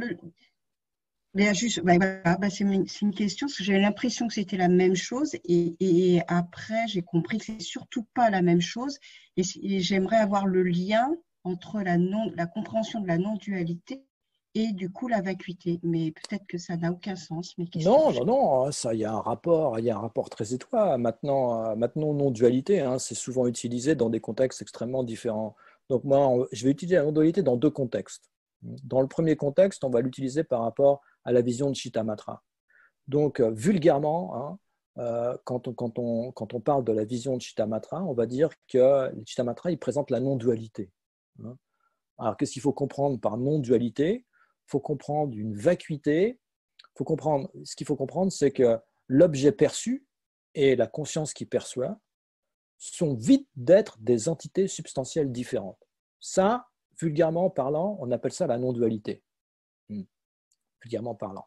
C'est-à-dire qu'il n'y a pas de phénomène extérieur. C'est-à-dire que, par exemple, s'il y a une conscience visuelle qui perçoit le bleu, la couleur bleue, objet d'observation, et la conscience visuelle, ils sont produits simultanément par une empreinte unique. Ça, c'est la signification de la non-dualité pour les Chittamatra, en vision philosophique. Maintenant, quand on parle de non-dualité, c'est une expérience qui appartient au domaine de la perception directe de la vacuité, puisque la vacuité, le mode d'existence ultime des choses, apparaît à l'esprit de manière non duelle, en opposition avec la vérité conventionnelle. La vérité conventionnelle est quelque chose qui apparaît de manière duelle. Duelle, dans ce contexte-là, sujet-objet. Voilà. Les apparences qu'on a, nous, on a des apparences duelles. Il y a un objet et il y a un sujet. Mais ça, ce n'est pas faux. C'est faux uniquement dans le contexte Chittamatra.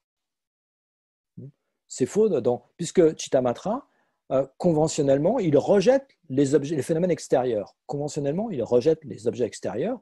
Donc, pour eux, cette apparence duelle, ça va être un objet de négation. Cette conception, la conception duelle, sujet-objet, séparé, à distance, indépendant, ça va être un objet de négation. Maintenant, dans le contexte madhyamika, l'apparence duelle, ça se réfère aussi à la cognition directe de la vacuité. Donc, les Svatantrika, ils vont dire qu'est-ce que c'est que la vérité ultime? C'est ce qui apparaît de manière non duelle. Les Prasangika, ils vont élaborer quelque chose d'un petit peu plus complexe. Mais on peut dire qu'au moment de la perception directe de la vacuité, les apparences duelles sont dissous, n'existent plus. Il n'y a plus d'apparence duelle. Et l'apparence duelle, on en a vu qu'il y en avait trois. Il y a trois types d'apparence duelle. Dans apparence duelle, il y a trois significations. La première, c'est sujet-objet. Ça, il n'y a pas trop de problème. Qu'est-ce que ça veut dire? Ça veut dire que quand on réalise la vacuité directement, l'esprit et la vacuité sont indifférenciables. Indifférenciables. C'est ça que ça signifie. Ensuite, un autre type d'apparence duelle qui n'est plus présent, qui cesse au moment de la perception directe, c'est les apparences conventionnelles. Les apparences des phénomènes conventionnels, ou si vous préférez, les conventionnalités. Donc, les phénomènes conventionnels, au moment de la perception directe de la vacuité, il n'y en a pas. Il n'y a que la vacuité qui apparaît. Donc, ça, c'est un deuxième type d'apparence duelle. Et enfin, il y a un troisième type d'apparence duelle qui cesse au moment de la perception directe, c'est l'apparence d'existence inhérente. Ça, c'est la troisième type d'apparence duelle qui cesse au sein de l'expérience de la perception directe de la vacuité. Donc, voilà ce qu'on entend par apparence duelle. Alors maintenant, je ne sais pas si ça correspond à ce que vous avez, à l'image que vous avez en tête, mais au-delà de ça, je ne sais pas ce que c'est qu'une apparence duelle, au-delà de ce que je vous ai présenté. Donc, il faut se méfier un petit peu parce que des fois, on lit des trucs et tout le monde parle de non-dualité, non-dualité, non-dualité, mais il faut bien comprendre ce que ça implique, la non-dualité. Donc voilà, la non-dualité, c'est ça, c'est quelque chose qui existe uniquement dans la perception directe de la vacuité. Donc, qu'est-ce qui se passe? Il n'y a plus de notion de sujet et d'objet, il n'y a que la vacuité qui apparaît. Il n'y a plus de perception de phénomènes conventionnels et il n'y a plus d'apparence d'existence inhérente. Voilà. Donc, un phénomène conventionnel ne peut jamais être réalisé de manière non duelle. Ce n'est pas possible. On ne peut pas mêler son esprit avec le stylo. Donc, la cessation de l'apparence duelle est possible, tout simplement. Pourquoi? Parce que la nature même de l'esprit, c'est la vacuité. Donc, qu'est-ce qui se passe au niveau de la perception directe de la vacuité?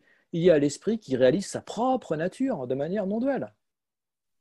Et aussi, la vacuité est quelque chose qui n'existe pas de manière inhérente. Donc, voilà pourquoi il est possible d'avoir une apparence non duelle, une expérience non duelle. Voilà, je ne sais pas si j'ai répondu à la question ou si j'ai rajouté plus de confusion. Voilà. Non, merci beaucoup. Ça m'a permis de croire de pouvoir comprendre quelque chose. Ouais, voilà. Faut corriger, hein, faut corriger, parce que nous, souvent, quand on arrive au bouddhisme, bon, bien sûr, on a un certain vocabulaire, et puis de la vie de tous les jours, ou de par nos bagages d'études, etc. Et dans le bouddhisme, on va retrouver peut-être des fois ce même vocabulaire, mais il va avoir une signification complètement différente dans ce contexte-là. Donc, ce qu'il faut bien comprendre, c'est essayer de comprendre les choses dans leur contexte. Et faut éviter d'amener notre compréhension dans le bouddhisme. Il faut plutôt essayer de comprendre les choses de l'intérieur, hein. Sinon, on se crée des gros obstacles. Donc, pas trop saisir ce qu'on comprend, hein, ce qu'on croit comprendre, mais essayer de... Bon, bien sûr, ça sert toujours de base, hein. On ne peut pas faire abstraction, mais il faut bien essayer de comprendre, hein, comme vous le faites, essayer de comprendre les choses de l'intérieur. Voilà. Il y a d'autres questions? Oui, j'aimerais m'assurer que j'ai suivi. Finalement, au bout de cette logique, il n'y a que des manifestations conventionnelles ou des vérités conventionnelles, et à un niveau ultime, il n'y a strictement rien qui aurait une existence inhérente, existence propre. Exactement. Exactement. Ouais, c'est bien ça. Vénérable Olivier, j'ai une question sur la motivation dont tu as parlé, l'importance. Comment la vacuité peut nous aider à pacifier notre esprit? Comment la vacuité? Ok. Alors, pour ça, il faut comprendre comment les perturbations mentales, les afflictions, hein, fonctionnent. Donc, une affliction comme l'attachement, l'aversion, il faut déjà bien comprendre, il faut la surprendre. Déjà, il faut étudier sa définition, hein, étudier sa définition, et ensuite, il faut essayer de les reconnaître au sein de l'esprit. Donc, pour pouvoir reconnaître quelque chose, hein, il faut déjà bien connaître son entité. C'est pour ça que les définitions sont très précieuses, parce que ça nous permet de cerner, hein, d'avoir une photo, hein, de ce qu'on doit identifier. C'est un peu comme l'objet de négation. Donc ça, c'est un premier temps. Ensuite, il faut vraiment comprendre à quel point ces perturbations mentales sont une nuisance dans l'instant et dans le futur. Hein. Dans l'instant, puisque ça perturbe notre esprit, donc leur fonction est de interrompre le continuum de tranquillité qu'on a, hein, si on en a un tant soit peu. À chaque fois qu'il y a une infliction mentale, une affliction qui est manifestée, il y a interruption du bien-être. C'est clair, interruption du bien-être. Donc, il faut voir vraiment que c'est un objet d'abandon. Alors, quand je dis les perturbations, les afflictions, il ne faut pas uniquement essayer d'abandonner l'aversion, parce qu'effectivement, quand ça se manifeste, ça nous crée un problème. L'aversion ou le ressentiment ou la belligérance, toutes ces choses-là, qui sont universellement connues comme étant pas très favorable, pas d'état d'esprit très favorable. Mais on a aussi l'orgueil, hein, la jalousie, toutes ces choses-là, et bien sûr l'attachement. Alors l'attachement, c'est un gros problème, puisque s'il est plus difficile de comprendre que l'attachement est une source de problème, une source de souffrance, puisque quand il se manifeste, il est concomitant avec une sensation de bien-être, une sensation agréable, on va dire une sensation agréable, alors que toutes les autres, quand elles se manifestent, il y a une sensation désagréable. Donc c'est pour ça qu'on insiste davantage sur les autres, parce que dans notre recherche du bien-être, on comprend que dès qu'à l'instant qu'on s'énerve un peu, il y a un mal-être qui se manifeste tout de suite à l'esprit. Pour l'attachement, il faut vraiment sonder davantage, il faut analyser et comprendre à quel point l'attachement est une source de souffrance à moyen et à long terme. En fait, toutes les plus grosses souffrances qu'on peut expérimenter dans l'existence, elles sont liées à l'attachement. Elles ne sont pas liées à l'aversion ou aux autres. Enfin bref. Donc, il faut bien comprendre ça. Ensuite, il faut voir comment la perturbation mentale, l'affliction, l'attachement et l'aversion opèrent sur son objet. On appelle ça l'aspect du mode d'appréhension. L'aspect du mode d'appréhension, hein, c'est un aspect subjectif qu'on cherche à identifier, c'est-à-dire avec quelle modalité l'esprit il engage l'objet. Voilà. Même chose avec la conception, avec l'ignorance. Ce qu'il faut bien comprendre, c'est l'aspect du mode d'appréhension de cet esprit, donc comprendre avec quel aspect il opère sur l'objet. Donc on a vu que l'ignorance, elle concevait l'existence inhérente, donc c'est un ajout, c'est un esprit qui surimpose. Hein. Il surimpose un mode d'existence qui, naturellement, l'objet en est dépourvu, hein, qui n'existe pas de manière naturelle. Elle ajoute quelque chose. C'est un peu comme on a un gâteau et on va rajouter des bougies. Enfin, bon, là, c'est un peu stupide comme allusion, mais c'est vraiment pour expliquer qu'on rajoute quelque chose qui n'existe pas du côté de l'objet. C'est ça la conception d'existence inhérente.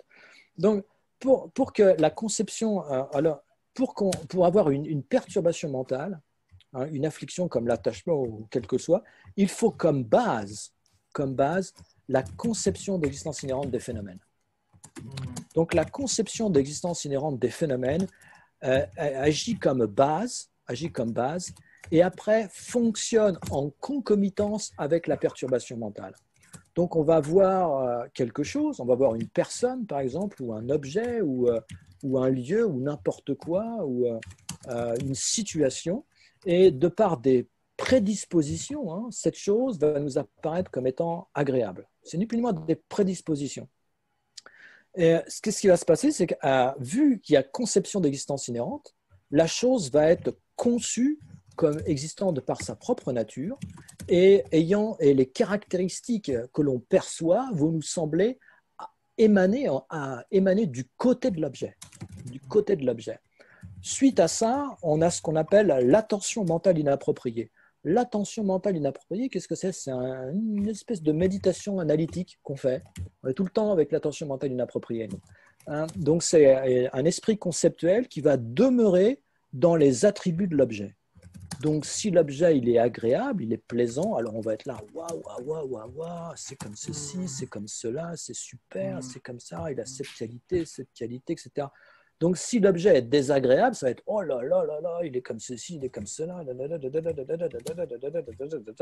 Donc voilà, ça c'est l'attention mentale inappropriée, c'est-à-dire que ça demeure dans les attributs de l'objet et ça a comme fonction de faire surgir la perturbation mentale. Donc après, si l'objet est perçu comme étant agréable, on va avoir ce qu'on appelle l'attachement. Si l'objet est perçu comme étant désagréable, on va avoir l'aversion. Donc, comment l'attachement il va opérer sur son objet? Quel est l'objet référent de l'attachement? Quel est l'aspect du mode d'appréhension de l'attachement? C'est un objet qui est intrinsèquement agréable, intrinsèquement plaisant. Et pour l'aversion, c'est ce qui est intrinsèquement désagréable. Vous voyez?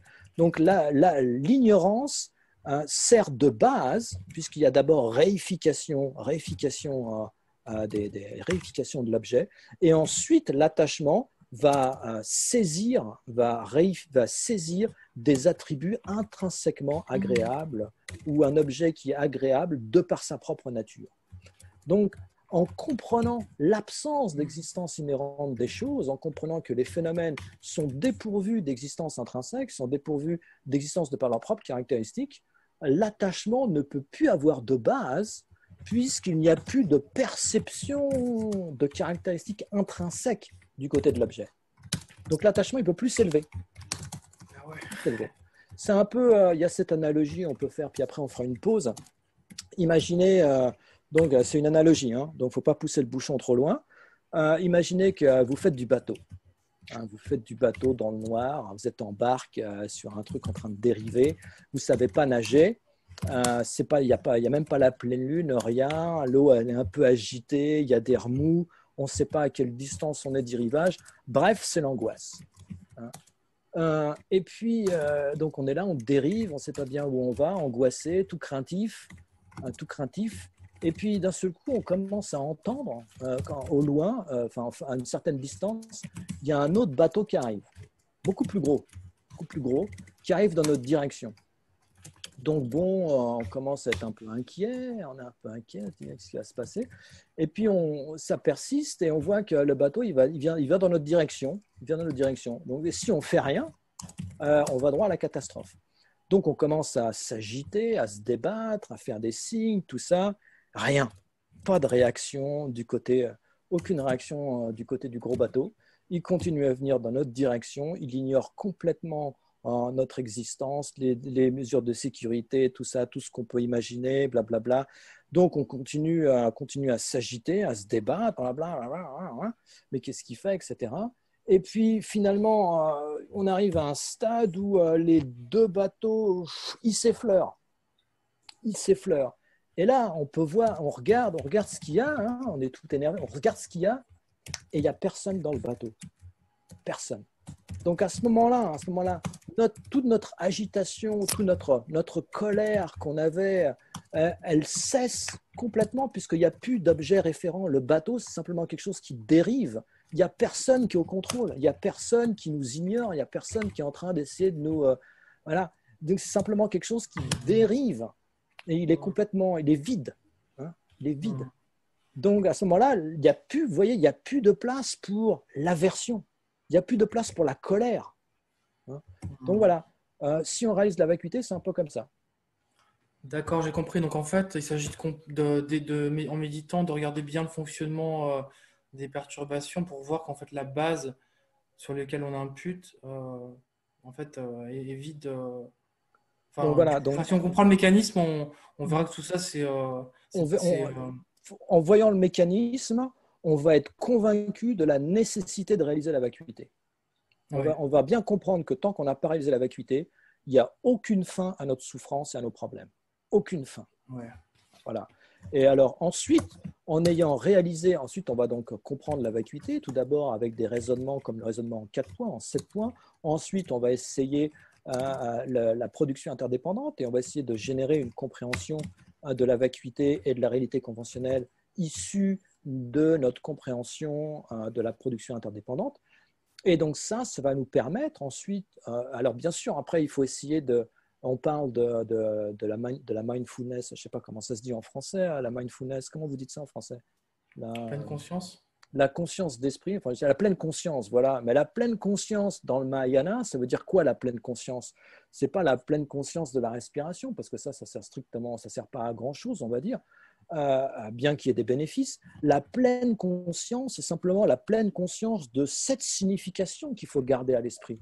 C'est la pleine conscience, ou alors la pleine conscience du facteur de méthode, hein, comme la compassion, la bodhicitta, ou alors la pleine conscience de la signification de la vacuité qu'on essaie de garder avec nous le long de nos activités quotidiennes. Et de cette manière, on va arriver à pacifier l'esprit, on va arriver complètement à ne plus être victime des apparences et des émotions que suscitent ces apparences. Ces apparences qui sont complètement erronées. Les apparences sont une manifestation, une distorsion de la réalité, et tout en étant donc... en ayant la pleine conscience de la signification de la vacuité, bien qu'il y ait les apparences, on n'est plus victime de ces apparences-là, puisqu'on n'y adhère plus. C'est un peu comme, ça c'est l'exemple que présentent les Svatantrika, quand ils parlent de la vacuité. Donc les Prasangika, ils ont cet exemple du serpent et de la corde. Les Svatantrika, ils ont la signification, ils ont l'exemple du magicien.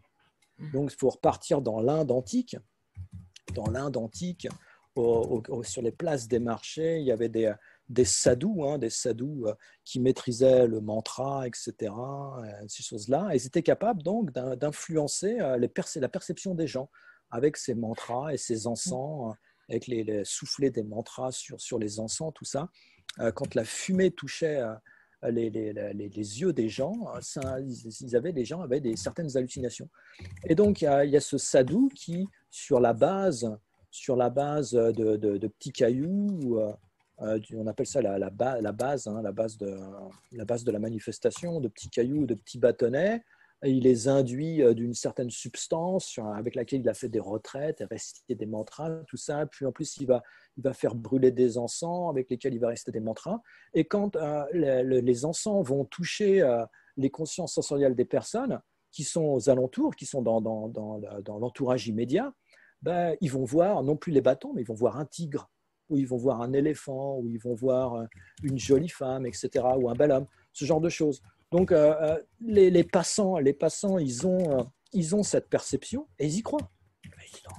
Ils y croient. Donc, pour eux, ils croient en cette apparence. Lui, le sadhu, le sadhu, il a aussi l'apparence, mais il est conscient que c'est une simple illusion, que c'est un simple sortilège en quelque sorte, puisque ça dépend de causes et de conditions, les substances qu'il a mis sur les bâtonnets, tous ces encens, ces mantras, etc. Donc lui, il a aussi l'apparence, mais il n'y adhère pas.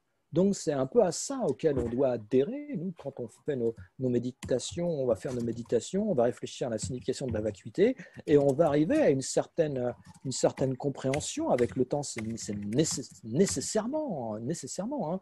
Tout dépend de causes et de conditions. Donc si on met les causes, le résultat surgit. Après, c'est toute une question de temps.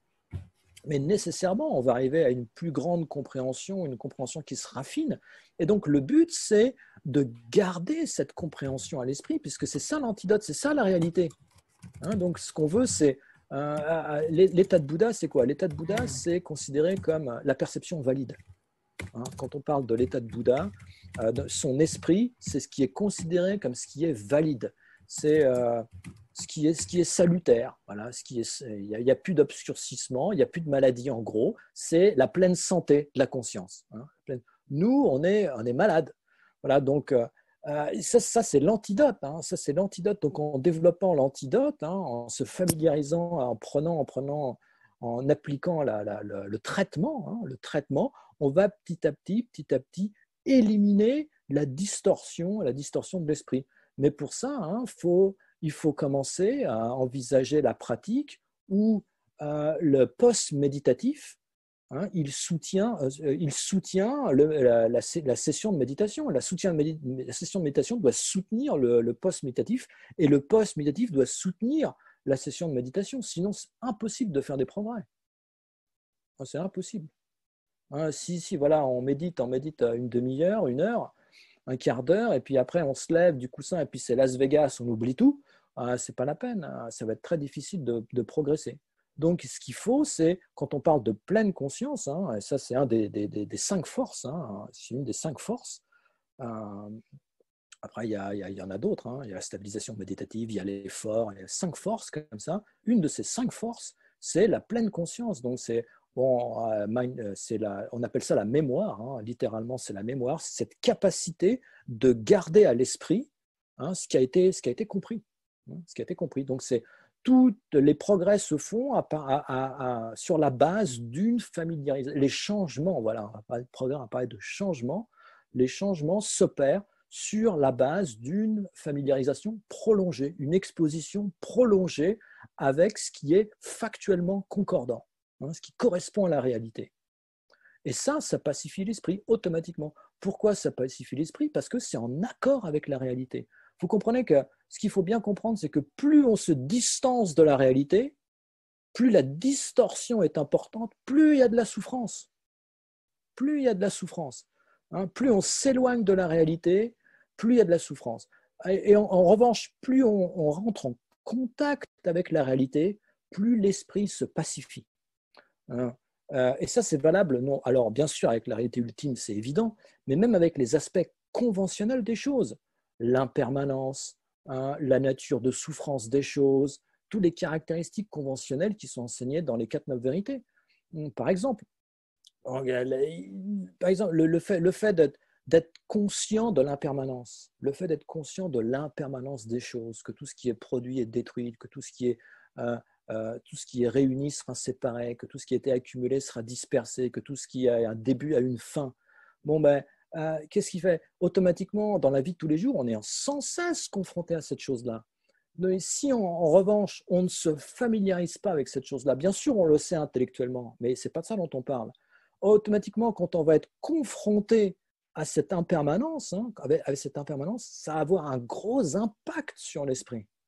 On va souffrir énormément. Pourquoi? Parce qu'on n'a pas du tout habitué notre esprit à penser de cette manière. Donc automatiquement, l'impact, il est violent. Donc c'est plus on est haut, quand on tombe, on se fait mal. Donc, en revanche, si on cultive ces choses-là, si on réfléchit aux 4 9 vérités, aux aspects conventionnels des phénomènes contaminés et à l'aspect ultime des phénomènes contaminés, automatiquement, notre mode d'interagir hein, notre mode d'interagir avec l'environnement, avec les choses qui nous entourent, il va être beaucoup plus salutaire. On ne va pas avoir toutes ces projections, toutes ces attentes, toutes ces distorsions de la réalité, et donc toutes ces déceptions à la fin, puisque les déceptions proviennent de distorsions. On a des fausses attentes. Pourquoi on a des fausses attentes? Parce qu'on projette un tas de trucs, alors que les phénomènes sont complètement dépourvus des qualités ou des attentes qu'on projette dessus. Donc vous voyez qu'automatiquement, on a tout intérêt, même si ce qui nous intéresse, c'est le bien-être de la vie de tous les jours, et que bon, la libération, l'état de Bouddha, même les vies futures, c'est encore des concepts pour nous, éloignés. Même si on veut avoir un petit peu de bien-être dans la vie de tous les jours, on ne peut pas pacifier l'esprit, augmenter la sérénité si on ne rentre pas en contact avec la réalité. Donc plus on s'éloigne de la réalité, plus on vit à Fantasyland, plus on vit à Fantasyland, nous on est le maire de Fantasyland, mais automatiquement, à chaque fois qu'on va être confronté à cette réalité, à la réalité objective en quelque sorte, à la réalité objective, il va y avoir un impact. Et cet impact, c'est la souffrance, automatiquement. C'est la désillusion, c'est la déception, la désillusion, la frustration. Voilà. C'est ce qui dérive de ne pas rentrer en contact avec la réalité conventionnelle, même conventionnelle. Voilà. On va faire une pause et puis on va se retrouver. Donc, on se retrouve à 45. Ok, très bien. D'accord? À 45. Voilà. Alors, à tout de suite. À tout de suite.